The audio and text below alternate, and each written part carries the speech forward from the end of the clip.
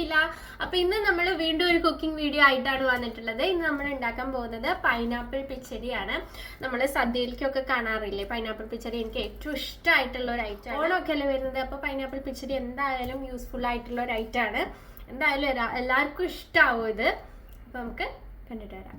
അപ്പോൾ ഇതിന് ആവശ്യമായിട്ടുള്ളത് ഒരു വലിയ പഴുത്ത മധുരമുള്ള പൈനാപ്പിൾ എടുത്തിട്ട് ഇങ്ങനെ ചെറിയ കഷ്ണങ്ങളായിട്ട് നീളത്തിൽ അരിഞ്ഞെടുക്കണം. പിന്നെ ഇതിലേക്ക് ആവശ്യത്തിന് കുറച്ച് മുന്തിരി എടുക്കണം. 2 കളറിലുള്ളതും എടുത്താൽ നല്ലതായിരിക്കും. പിന്നെ ഇതിലേക്ക് അരമുറി തേങ്ങ ചിരകിയത്, അതിലേക്ക് 1/4 ടീസ്പൂൺ ജീരകം, 1/4 ടീസ്പൂൺ കടുക്, പിന്നെ 2 പച്ചമുളക് അരിഞ്ഞതും എടുക്കണം. ഇത് നമുക്ക് അരച്ചെടുക്കാനുള്ളതാണ് കേട്ടോ. പിന്നെ ആവശ്യത്തിന് മഞ്ഞൾപ്പൊടിയും, എരിവിന് വേണ്ടിയിട്ട് 3 പച്ചമുളക് കീറിയെടുത്തതും, പിന്നെ നമുക്ക് ലാസ്റ്റ് താളിച്ചെടുക്കുന്നതിന് വേണ്ടിയിട്ട് ഒരു 6 ഉണക്കമുളകും എടുത്തിട്ടുണ്ട്. താളിക്കുന്നതിന് വേണ്ടിയിട്ട് കുറച്ച് കടുകും. പിന്നെ നമുക്ക് ഇതിലേക്ക് അത്യാവശ്യമായിട്ട് വേണ്ടതാണ് തൈര്. ഞാനിവിടെ ഒരു ബോട്ടിൽ തൈരാണ് എടുത്തിട്ടുള്ളത്. പിന്നെ നമുക്ക് വേണ്ടത് കുറച്ച് പഞ്ചസാരയാണ്. ഈ പൈനാപ്പിൾ പിച്ചടി എന്ന് പറയുന്നത് കുറച്ച് മധുരവും കൂടി ആയിട്ടുള്ള ഒരു ഐറ്റം ആണല്ലോ. അപ്പോൾ നമ്മുടെ പൈനാപ്പിൾ മധുരം ഇല്ലെങ്കിൽ നമുക്ക് പഞ്ചസാര ആഡ് ചെയ്തിട്ട് മധുരം ഉണ്ടാക്കാൻ വേണ്ടിയിട്ടാണ് കേട്ടോ പഞ്ചസാര എടുത്തിട്ടുള്ളത്. നല്ല മധുരമുള്ള പൈനാപ്പിൾ ആണെങ്കിൽ പിന്നെ ഇതിൻ്റെ ആവശ്യമില്ല.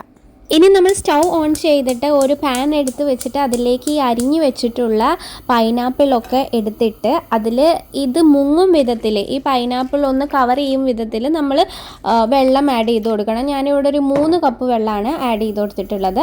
ഇനി അതിലേക്ക് നമ്മൾ അരിഞ്ഞു വെച്ചിട്ടുള്ള പച്ചമുളക് ചേർക്കുക. ആവശ്യത്തിന് ഉപ്പും ചേർത്ത് കൊടുക്കണം കേട്ടോ. ഞാൻ ഉപ്പ് ഇതിൽ ഇൻഗ്രീഡിയൻസിൽ പറയുന്ന കൂട്ടത്തിൽ ഞാൻ പറഞ്ഞിട്ടില്ല. പിന്നെ ഇതിലേക്ക് 2 ടീസ്പൂൺ പഞ്ചസാരയും ഒരു 1/4 ടീസ്പൂൺ മഞ്ഞൾപ്പൊടിയും ആഡ് ചെയ്ത് കൊടുത്തിട്ട് ഒന്ന് ജസ്റ്റ് ഇളക്കി കൊടുത്തിട്ട് അടച്ചു വെച്ച് നമ്മൾ ഇത് വേവിച്ചെടുക്കണം. ഇത് വെന്ത് വരുമ്പോഴേക്കും നമുക്ക് ചിരകി വെച്ചിട്ടുള്ള അരമുറി തേങ്ങയിലേക്ക് 1/4 ടീസ്പൂൺ ജീരകവും 2 പച്ചമുളക് കീറിയതും 1/4 ടീസ്പൂൺ കടുകും ചേർത്ത് അതിലേക്ക് ഈ തൈര്, ഫുൾ ബോട്ടിൽ തൈര് നമ്മൾ ഒഴിച്ചു കൊടുക്കണ്ട. ഇതൊന്ന് അരഞ്ഞ് കിട്ടുന്നതിന് വേണ്ടിയിട്ട്, നമ്മൾ വെള്ളം ഒഴിച്ചിട്ടല്ല ഇത് അരച്ചെടുക്കുന്നത്. അപ്പോൾ ഇതൊന്ന് പേസ്റ്റ് രൂപത്തിൽ അരഞ്ഞ് കിട്ടുന്നതിന് വേണ്ടിയിട്ട് പാകത്തിന് നമ്മൾ തൈര് ഒഴിച്ചു കൊടുക്കുക. എന്നിട്ട് നമുക്ക് അരച്ചെടുക്കാം. അപ്പോൾ നമ്മൾ അരച്ചെടുത്തിട്ട് ഈ ഒരു ക്രീം പരുവത്തിലാണ് ആക്കിയിട്ടുള്ളത്. നമ്മൾ ലൂസാക്കണ്ട, വെള്ളം ഒഴിച്ചിട്ട് കൂടുതൽ ലൂസാക്കണ്ട, തൈര് ഒഴിച്ചിട്ടാണ് നമ്മൾ അരച്ചെടുക്കുന്നത്. ഇനി നമുക്ക് വേവിക്കാൻ വെച്ചിട്ടുള്ള പൈനാപ്പിൾ എന്തായെന്ന് നോക്കാം. ഇത് വെന്തോ എന്നറിയാൻ വേണ്ടിയിട്ട് നമ്മുടെ ഇതിൽ വെള്ളം വറ്റിപ്പോകണം. കറി രൂപത്തിൽ നമുക്കതിൽ വെള്ളം കിടക്കാൻ പാടില്ല. പിന്നെ അതുപോലെ തന്നെ ഇതിലെ പൈനാപ്പിളിൻ്റെ പീസ് നമുക്കൊരു ക്രിസ്റ്റൽ പോലെ കാണാൻ കഴിയും. ദേ ഈ കാണിക്കുന്ന പോലെ കാണാൻ കഴിയും. നല്ല സോഫ്റ്റ് ആയിട്ടുണ്ടായിരിക്കും. അപ്പോൾ നമുക്ക് വെന്തിട്ടുണ്ട് എന്ന് അറിയാൻ കഴിയും കേട്ടോ. നമ്മുടെ എല്ലാ പീസുകളും വെന്തിട്ടില്ല. അപ്പോൾ നമുക്ക് കുറച്ച് നേരം കൂടിയും അടച്ചു വെച്ചിട്ട് വേവിച്ചെടുക്കാം കേട്ടോ. ഒരു 10 മിനിറ്റ് കഴിഞ്ഞ് ഓപ്പൺ ചെയ്ത് നോക്കുമ്പോഴേക്കും ഏകദേശം വെള്ളമൊക്കെ വറ്റി കഴിഞ്ഞിട്ട് എല്ലാ പീസും നല്ല സോഫ്റ്റായിട്ട് വെന്ത് കഴിഞ്ഞിട്ടുണ്ടായിരിക്കും. ഇനി അതിലേക്ക് നമ്മൾ ഈ അരച്ചു വെച്ചിട്ടുള്ള തേങ്ങയുടെ അരപ്പ് നമ്മൾ ഇതിലേക്ക് ഒഴിച്ചു കൊടുക്കുകയാണ്. ഒട്ടും വെള്ളം ഒന്നും ചേർക്കണ്ട, അതേ ക്രീമായിട്ടുള്ള ടെക്സ്ചറിൽ നമ്മളത് ഒഴിച്ചു കൊടുക്കുകയാണ്. എന്നിട്ട് ജസ്റ്റ് ഒന്ന് ഇളക്കി കൊടുക്കണം, എല്ലായിടത്തും യോജിപ്പിച്ചെടുക്കണം. ഇളക്കി കൊടുത്ത് ഒരു ചെറിയ തിള വന്നുകൊണ്ടിരിക്കുമ്പോൾ ഇതിലേക്ക് നമുക്ക് ആവശ്യത്തിന് നമ്മുടെ മുന്തിരി ചേർക്കാം കേട്ടോ. ഒരുപാടൊന്നും ചേർക്കണ്ട, കുറച്ച് നമുക്ക് ഇടയ്ക്ക് കടിക്കാൻ കിട്ടുന്ന വിധത്തിൽ ചേർത്താൽ മതി കേട്ടോ. അപ്പോൾ ഞാൻ ഇവിടെ 2 കളർ മുന്തിരിയും ചേർത്തിട്ടുണ്ട്.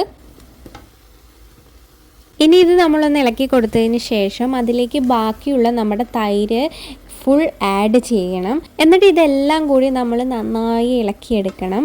അതിനുശേഷം നമ്മൾ അതിലേക്ക് മധുരം നോക്കിയിട്ട് കുറവാണെങ്കിൽ കുറച്ച് മധുരം കൂടി ആഡ് ചെയ്യാം.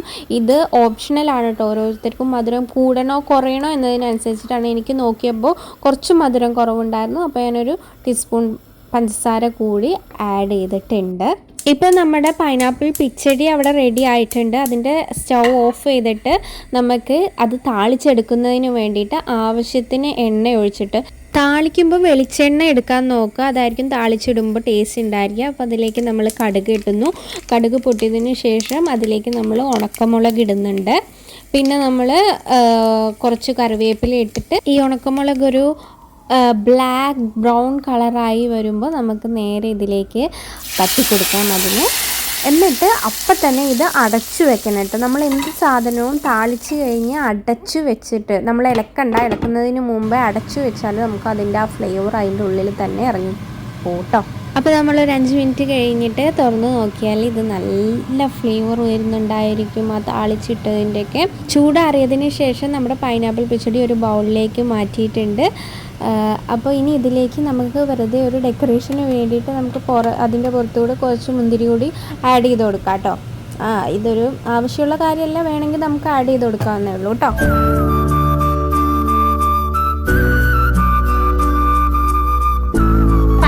പിച്ചടി ഇവിടെ റെഡി ആയിട്ടുണ്ട്.